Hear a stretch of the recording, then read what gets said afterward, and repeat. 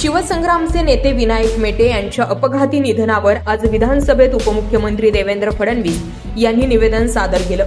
यावेळी त्यांनी अपघात कसा घडला, त्यानंतर मेटे यांच्या ड्रायव्हरची भूमिका, पोलिसांचं काम या सर्व गोष्टींवर भाष्य केलं।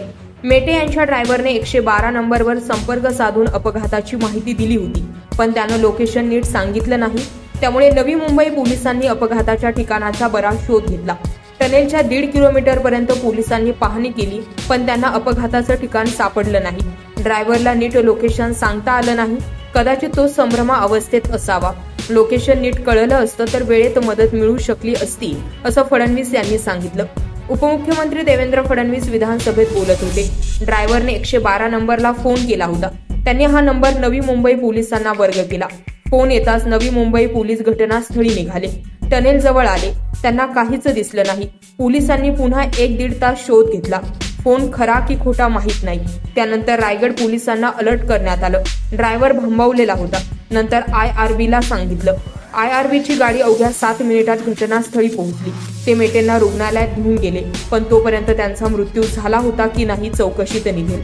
मृत्यू जागीच की हॉस्पिटलमध्ये जाताना झाला याची माहितीही चौकशीतून समोर येईल, असंही देवेंद्र फडणवीस यांनी म्हटलंय। आता 112 नंबरवर कॉल केल्यावर लोकेशन दिसणार आहे, त्याबाबतची कार्यवाही करू। लोकेशन मार्क झालं असतं तर ही दुर्घटना टाळता आली असती। आता लोकेशनच्या आधारावरच पोलिसांना कळलं पाहिजे अशी यंत्रणा निर्माण करू। या प्रकरणात हद्दीचा प्रश्न आला नाही। पोलीस हद्दीच्या पलीकडेही गेले होते, पण ड्रायव्हर योग्य स्पॉट सांगू शकला नाही, त्यामुळे ही अडचण झाली।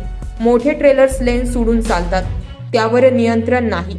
त्यावर इंटेलिजन्स ट्रॅफिक मॅनेजमेंट सिस्टीम लावणार आहोत। या रोडचं ट्रॅफिकिंग करणार। एखादा ट्रोलर लेन सोडून चालला तर त्याची माहिती मिळेल, असंही त्यांनी सांगितलं।